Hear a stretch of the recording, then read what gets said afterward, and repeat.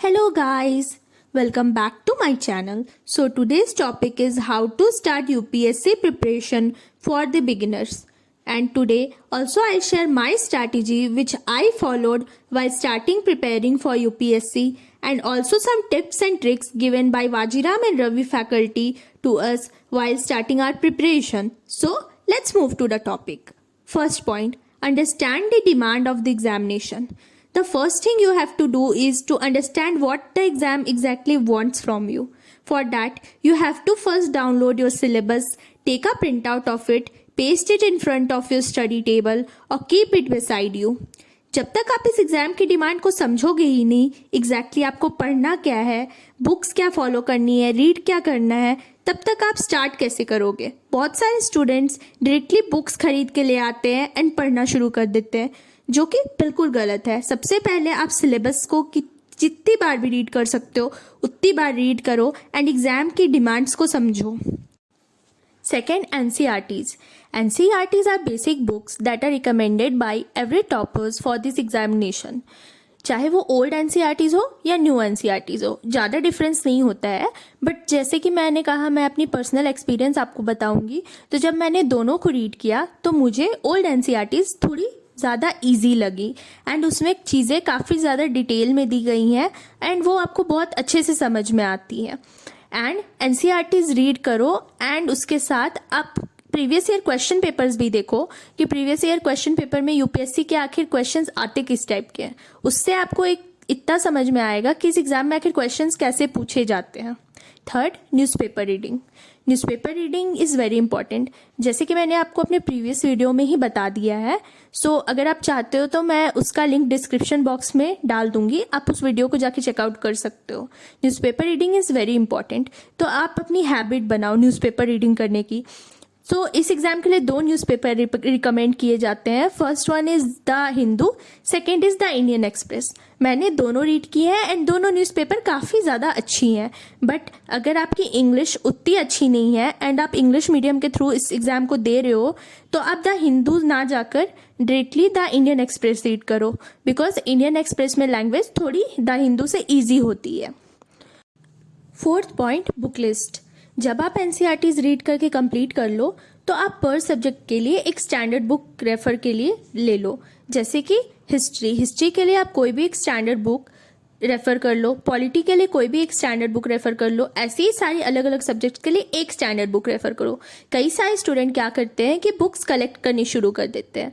तो आप अपने रिसोर्सेज को जितना लिमिट रखोगे वो ज़्यादा अच्छा है. जैसे कि एक बुक को 10 बार रीड करो, ना कि 10 बुक को 10 बार. उससे क्या होगा कि जब आप एक ही बुक को 10 बार रीड करोगे तो वो चीज़ें आपके माइंड में काफ़ी अच्छे से बैठ जाएंगी.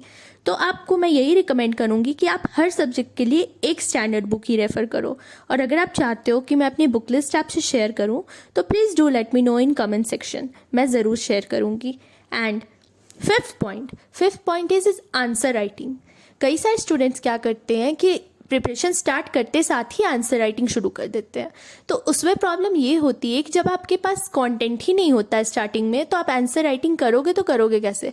उस टाइम क्या होता है, जब वो आंसर राइटिंग करते हैं एंड उनका फीडबैक उन्हें अच्छा नहीं मिलता है तो वो डीमोटिवेट हो जाते हैं. तो आप डीमोटिवेट बिल्कुल मत हो, आप आंसर राइटिंग तुरंत शुरू मत करो. आप पहले बुक्स रीड करो, जैसे कि मैंने कहा पहले सिलेबस पढ़ो, देन NCERTs पे आओ, देन उसके बाद आप फिर स्टैंडर्ड बुक्स रीड करो, न्यूज़पेपर रीड करो. देन उसके बाद 3 या 4 मंथ्स के बाद आप आंसर राइटिंग में फोकस करो. Answer writing is very important. मैं ये नहीं बोल रही कि वो इंपॉर्टेंट नहीं है, बट सब कुछ एक टाइम के साथ सही जाता है. अगर आप आंसर राइटिंग 4 या 5 मंथ्स के बाद स्टार्ट करोगे तो आपके पास कंटेंट भी काफ़ी अच्छी होगी एंड आपको आइडियाज़ भी बहुत कुछ के बारे में हो जाएगा कि एग्ज़ाम में आंसर लिखा कैसे जाता है, क्योंकि आप बहुत सारी बुक्स रीड कर चुके होंगे. 6th point, note making. बहुत सारे स्टूडेंट्स क्या करते हैं कि वो बुक्स तो रीड करनी शुरू कर देते हैं एंड उस बुक को 4 या 5 बार रीड कर भी लेते हैं, बट अपनी नोट्स नहीं बनाते हैं. और नोट्स नहीं बनाने से उन्हें प्रॉब्लम ये होती है कि एग्ज़ाम के टाइम में उतनी सारी बुक्स को रीड करना इम्पॉसिबल हो जाता है. तो आप जब भी बुक रीड करो उसके साथ साथ आप अपनी छोटी छोटी नोट्स बनानी शुरू कर दो। नोट्स बनाने से ये होगा कि जब आपकी एग्जामिनेशन पास होगी तो आपको रिवाइज करने में बहुत इजी होगी। एंड नोट्स मेकिंग की एक और बेनिफिट है कि जब आप नोट्स बनाते हो तो उससे आपकी लिखने की प्रैक्टिस हो जाती है। जैसा कि आपको पता है यूपीएससी में आपको मेंस में काफ़ी ज़्यादा लेंदी चीज़ें लिखनी होती है, तो जब आप शुरू से लिखने की हैबिट रखोगे तो आपको वहाँ एग्जामिनेशन में बिल्कुल भी प्रॉब्लम नहीं होगी।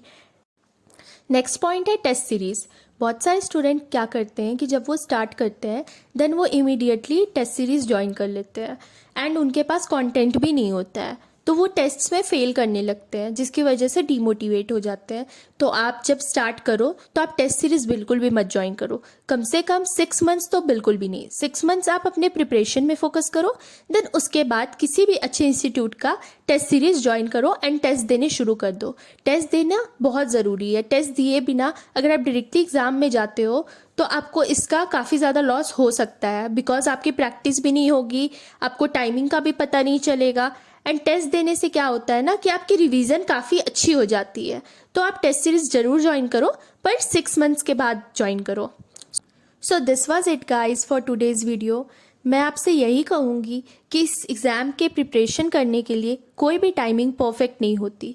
आप जब चाहो तब इस एग्ज़ामिनेशन के लिए प्रिपेयर करना शुरू कर दो, बस आपको खुद में भरोसा रखना है एंड किसी की भी बातों में मत आओ। आप अपनी स्ट्रैटेजी फॉलो करो, वही आपके काम आएगी। एंड एक परफेक्ट टाइमिंग का वेट बिल्कुल भी मत करो, क्योंकि ये एग्ज़ामिनेशन की जर्नी काफ़ी लंबी होती है।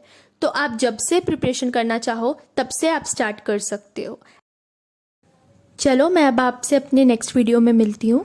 तब तक के लिए please please please subscribe to my channel and keep supporting and let's grow together. Take care, bye bye.